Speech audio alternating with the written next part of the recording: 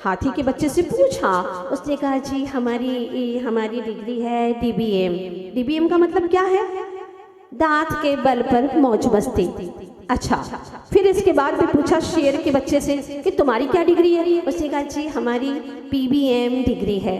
मतलब क्या है इसका? पंजों के बल पर मौज मस्ती।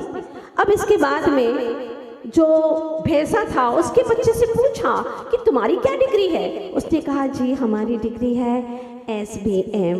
मतलब क्या है इसका? सिंह के बल पर मौज मस्ती। जब मनुष्य के बच्चे की बारी आई उससे पूछा कि तुम्हारी क्या डिग्री है बताओ। उसने कहा जी हमारी डिग्री, बोलो ना, बोलते क्यों नहीं हो? हमारी डिग्री है, बोलो ना, संकुचित क्यों हो रहे हो? हमारी डिग्री है BBM। BBM का मतलब क्या होता है? बाप के बल पर मौज मस्ती। बस यही कर रहे हैं। और आज की स्थिति लगभग ऐसी ही दिखाई देती है। कोई होनहार संस्कारित बच्चे होते हैं जो कि माता पिता के स्वप्नों को पूरा करते हैं, जैसे कि तीर्थंकर जैसे कि आचार्य गुरुवर्ष विद्यासागर जी महाराज, जैसे कि मुनीश्वर, अथवा जो आज देश की सेवा कर रहे हैं, निस्वार्थ सेवा में लगे हुए हैं, ऐसे बहुत कम लोग हुआ करते हैं। तो आप लोग भूल तो नहीं गए ना वो चट्टान का क्या हुआ होगा? क्या कुछ उसका उद्धार हुआ कि नहीं हुआ? होगा। जैसे कि प्रकृति स्वयं सारा संतुलन बैठाती है, ऐसे महान आत्माओं के लिए और जन्म होने के पहले, गर्भ में आने के पहले 6 महीने पहले रत्न बरसाती है तीर्थंकर के आंगन में। इतने रत्न बरसाती है कि पूरे नगर आसपास के लोग आते हैं और उन्हें बीन बीन करके ले जाते। एक एक रत्न करोड़ों अरबों खरबों का इतना पेश की विधि रत्न हुआ करता है। और वह रत्न इतने बरसते, दिन भर में 14 करोड़ रत्न बरसते हैं। और कितने महीने तक? 15 माह तक बरसते रहते हैं लगातार। दिन में 4 बार रत्नों की इस तरह से वर्षा होती है। अब टोटल मिला करके 63 खरब रत्न हो जाते हैं। आप लोगों के मन में थोड़ी गुदगुदी तो चल रही है ना, काश हम भी वहां होते। लेकिन ऐसे रत्नों को पाने के लिए भी विशेष पुण्य रत्न चाहिए। अब माता पिता किसी को रोकते नहीं कि तुम मत ले जाओ, अथवा किसी को विशेष भर के भी नहीं देते, ना कोई राग ना कोई द्वेष, जो आए लेकर के जाए। कई रत्न तो मिट्टी में ही दब जाते हैं, तभी उस माटी को रत्न गर्भा कहते हैं। और माता पिता को इसकी जरूरत नहीं होती है, वो नहीं बीनते। क्यों नहीं बीनते, कभी सोचा आपने? क्योंकि उनके तो वहां पर वैसे ही रत्न आ रहा है। ये जड़ रत्न को इकट्ठा करके क्या करेंगे, इसलिए जड़ रत्न को इकट्ठा नहीं करते। वो रत्न जिनके घर पर आया है उनका ऐसा पुण्य प्रताप है कि प्रकृति स्वयं उनकी व्यवस्था करती है। पिता को व्यवस्था करने की कोई आवश्यकता नहीं पड़ती। इस तरह से भगवान का पुण्य, सातिशय पुण्य, चारों तरफ 3 लोक के अंदर शांति का अनुभव कराने वाला है। ऐसे भगवान का कल जन्म होने वाला है।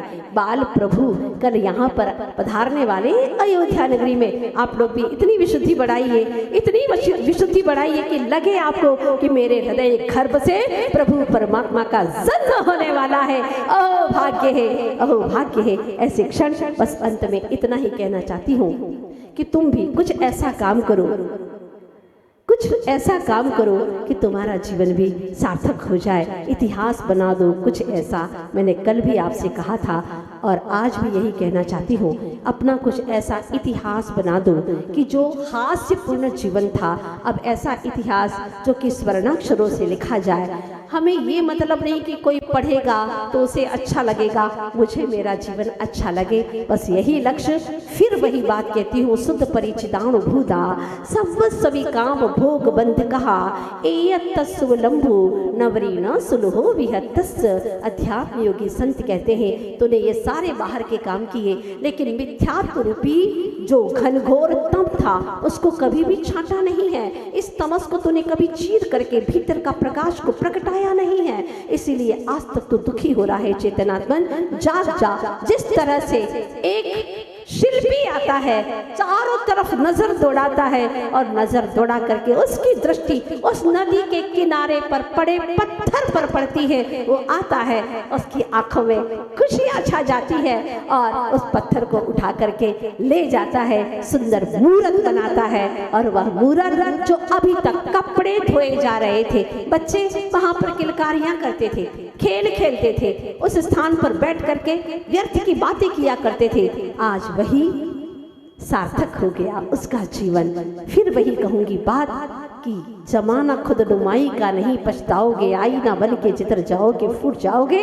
इसीलिए आईना ना बनो, एक पाषाण बनो, कोई आएगा तराशेगा तो भगवान हो जाओगे, भगवान हो जाओगे। तुम सबके अंदर वो भगवान होने की क्षमता है। प्रभु आदिश्वर से प्रार्थना करती हूँ तुम्हारे सबके भीतर में वह भगवत्ता प्रकट हो और वह आनंद की धार, रस धार बहे, ताकि आपका जीवन परम आनंद से भर जाए।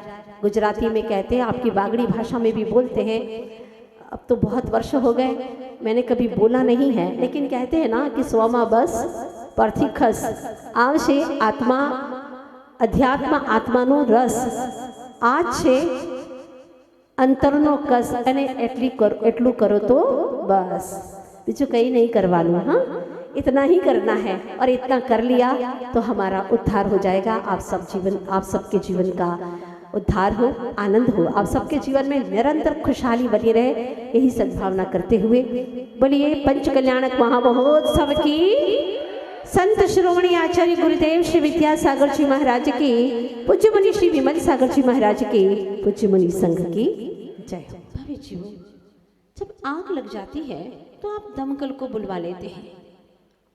जब शत्रु का आक्रमण होता है तो सायरन के माध्यम से काम चल जाता है। जब गोलाबारी होती है तो बुलेट प्रूफ से काम चला लेते हैं। जब कोई गुंडे हमला करते हैं तो कर्राटे आपके लिए सहायक बन जाते हैं। जब धंधे में नुकसान हो जाता है तो कोई मित्र हमदर्दी करता है तो आपका काम चल जाता है। जब कोई विवाद हो जाता है उससे निपटने के लिए आप कहीं न कहीं से धन इकट्ठा करके दे करके उस विवाद से छूट ही जाते हैं। लेकिन एक बात पूछूं आपसे, जब आपके जीवन में बीमारी आ जाए, हर तरह की औषधि चिकित्सा करने के बावजूद भी आप ठीक ना हो या कि मौत का समय आ जाए, ऐसे समय पर आप क्या करेंगे? किसको बुलाएंगे? कौन सहायक होगा आपका जो कि आपको मौत से बचा ले? मणि मंत्र तंत्र बहु होई, मरते न बचावे कोई। क्या है कोई तुम्हारे लिए रक्षक जो तुम्हें मृत्यु से बचा ले? बोलिए ना। सभी लोग कह रहे नहीं नहीं, अरे है एक है रक्षक, वो है धर्म। धर्म कहता है अहो आत्मन, जब तेरा जन्म नहीं होता तो मृत्यु कहाँ से होगी? तो ये स्वीकार कर ले कि तेरा जन्म होता ही नहीं, तू सॉल है। SOUL मीन्स एस का अर्थ होता है सेफ है, तो सुरक्षित है। ओ ओनली है, अकेला है। यूजफुल है, उपयोग स्वरूपी है, तू उपयोगी है।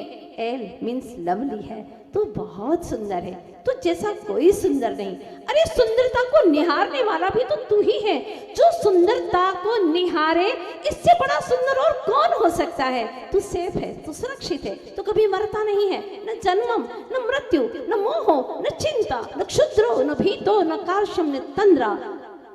तू ऐसा है, ऐसा है, कैसा है? तेरा जन्म ही नहीं होता। जब मैं अजन्मा हूँ तो मरण धर्मा भी नहीं हो सकता। मैं ध्रुव हूँ, मैं शाश्वत हूँ, मैं ज्ञायक स्वरूपी, हर वक्त अनादि की संतति से, मेरा आदि कभी हुआ ही नहीं, तो अंत कैसे हो सकता है? ऐसा ही मैं हूँ जिसने ये बताया। ऐसा हमारा जिन शासन, हमारा ऐसा तत्व जो आचार्य भगवंतों ने हमें बताया है, दिखाया है, बनाया नहीं है। तत्व बनाया नहीं, बताया है, समझाया है।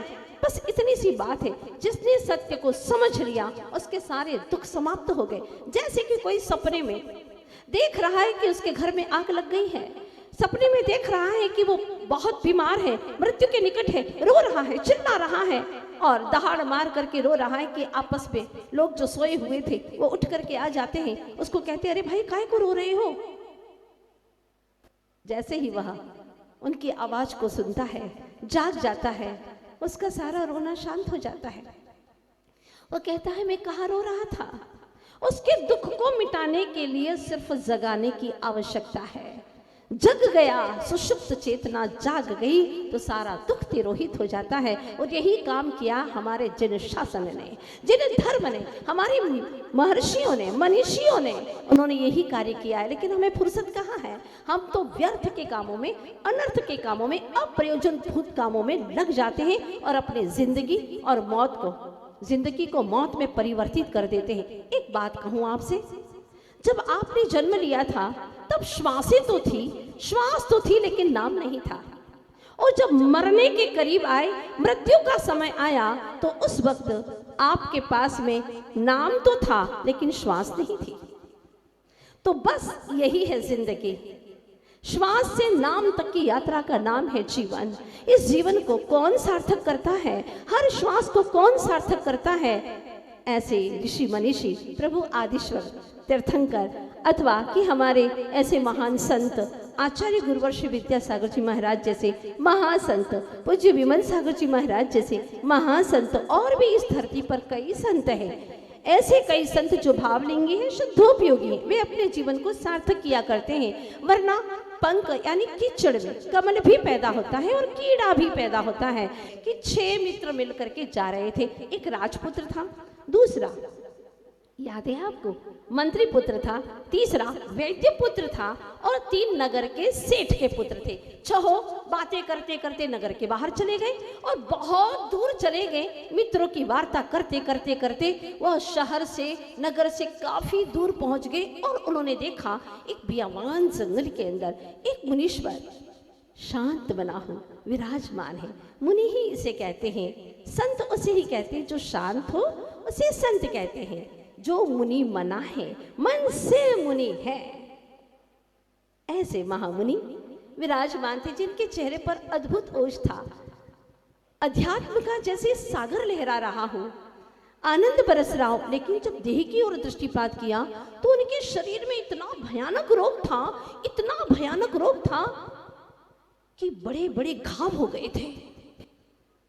राजपुत्र ने जब ये देखा, जो उनको प्रणाम कर रहे थे, उनकी स्तुति कर रहे थे, 6 मित्र जब उनकी स्तुति कर रहे थे, नयन बंद करके प्रणाम कर रहे थे उन्हें। लेकिन जैसे ही राजपुत्र की दृष्टि खुली, उसने देखा, ओहो मुनिराज, इतनी रुग्ण है, ये कैसा उनको दुख, कितनी पीड़ाएं, कितनी वेदना, लेकिन इसके बावजूद भी चेहरे के ऊपर क्या सौम्यता है। वाह, ये है जीने का तरीका, क्या है उनका जीवन, अद्भुत है।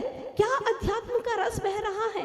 तुम्हारे जीवन में कोई गम नहीं है, पर दूसरों के सुख देख करके आप गमगीन हो जाते हैं। चेहरे पर कोई रौनक ही नहीं है। भगवान के उत्सव में आए हैं, चेहरे पर रौनक हो, मन में, चेतना के अंदर, समग्र चेतना के अंदर एक अद्भुत उत्सव सा आनंद की लहर दौड़ना चाहिए। अहो भाग्य है मेरा, कहाँ तो नरकों में, कहाँ तो पशु गति में पड़ा पड़ा जीव अनेकों दुख भोगता था। लेकिन आज अभूतपूर्व अवसर आया है, जो इन नयनों से, ये नाटक नहीं है, मात्र पंच कल्याण का उत्सव है, जो हमें अपने भीतर के उत्सव का उद्घाटन करने के लिए प्राप्त हुआ है, ये स्वर्णिम अवसर।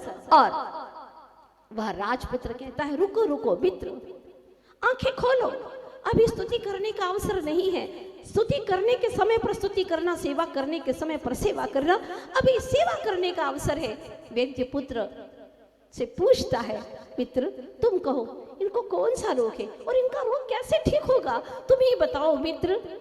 वैद्य पुत्र अपने पिता के साथ रह करके बहुत कुछ जानकार हो गया था, अच्छा खासा चिकित्सक था। उसने कहा, मित्र मुनिराज को भयंकर रोग है, इसका निवारण इतना शीघ्र नहीं हो सकता, बहुत जटिल है, लेकिन क्या करना होगा तुम बताओ। जटिल से जटिल भी काम हम कर सकते हैं, क्या कमी है हमारे पास में। मंत्री पुत्र ने कहा, बोलो मित्र, देर मत करो। उसने कहा, तो फिर इनके इलाज के लिए गो शीर्ष चंदन चाहिए 1 तोला।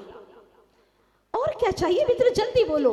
और वह कहता है, इसके बाद में चाहिए लक्षपाक तेल चाहिए, लक्षपाक तेल चाहिए, जो लाखों बार पकाया गया हो, ऐसा तेल चाहिए। और क्या चाहिए मित्र, जल्दी बोलो। और एक रत्न कंबल चाहिए। अच्छा क्या करोगे?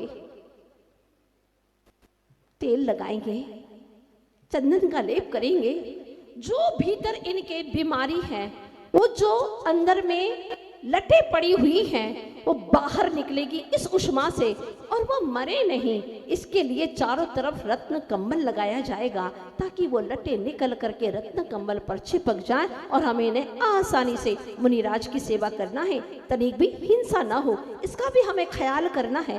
आप लोग तो अगर सब्जी बनाती हैं, लौकी के अंदर कीड़े निकल जाए तो क्या करती हैं आप लोग? बोलिए ना, बोलो। हाँ, फेंक देते हो। बहुत अच्छा काम कर रहे हैं आप लोग। फेंक दिया, कौन खा गया? हमने तो नहीं खाया माता जी, गाय खा गई। खाया और खिलाया, सारे जीव गाय के पेट में चले गए। आपका कम से कम, बहुत छोटी सी बात बता रही हूँ, बाकी और जीवन जीने की चीजें तो हम आत्मबोध शिविर में बताते हैं ताकि वह व्यक्ति जीवन जीना सीख सके कि हर दिन रोजमर्रा की जिंदगी में हमें कैसे जीना है। जब अहमदाबाद में ये क्लास लगती थी तो डेली के 1000 लोग तो कम से कम आते ही थे दूर दूर से, क्योंकि जीवन जीने की कला हमारे गुरुदेव ने हमको बताई है। वही बात हम तो एजेंट बन करके आए हैं और लोगों को बताते। एक छोटी सी बात आपके सामने रखी है, आज से आप क्या करेंगे? उसको उठा करके ऐसे स्थान पर रख देंगे जहां पर कोई भी जीव हमारे निमित्त से न मरे और न ही उसे कोई भक्षण करे। ऐसे स्थान पर छोड़ देंगे। करेंगे ना? छोटी सी बात है। चाहे किसी भी सब्जी में, फल में जीव पड़ गए हो, वैसे तो पड़ना ही नहीं चाहिए, इतना इकट्ठा करो ही मत। फिर भी कदाचित अच्छे लाए और उसमें जीव निकल गए तो ऐसे स्थान पर रख देंगे जहां पर उनकी विराधना न होवे। इतना तो ध्यान रखना ही है, क्योंकि हमारी धर्म की शुरुआत अहिंसा से ही होती है। हृदय में दया, करुणा की भावना, अनुकंपा हृदय में बसी हो, तभी वहां धर्म की शुरुआत होती है। धन्य है वे कुमार, सेवाभावी कुमार। जब ये मन में विचार आया तो वैद्यपुत्र कहता है, मित्र तुमने तो कह दिया कि इलाज करवा लेंगे, लेकिन जानते हो इसका मूल्य क्या है? एक एक का मूल्य है 1-1 लाख स्वर्ण मुद्रा। 3 लाख स्वर्ण मुद्राएं चाहिए, और वो भी मिल जाए बामुश्किल बहुत बड़ी बात है, कोई बात नहीं। राजकोष में जितना धन है, जितना चाहिए सब निकालो, लेकिन मुनिराज की सेवा करो, क्योंकि अगर मुनिराज ही नहीं स्वस्थ रहे तो हमारा धर्म स्वस्थ कैसे रहेगा? न धर्मो धार्मिक के बिना, धार्मिक के बिना धर्म जीवित नहीं रह सकता। याद करो, आज से 2000 वर्ष पूर्व जब हम पीछे जाते हैं तो इस धरती के ऊपर लगभग 70 से 80 करोड़ जैन थे। कोई स्टेट ऐसा नहीं, कोई भाषाविद ऐसा नहीं जहां पर जैनी ना बसते हो। जैनी ही जैनी रहा करते थे। यहाँ तक कि मगध जिसको कहते हैं, वहां पर 500 मुनियों का एक संघ हुआ करता था।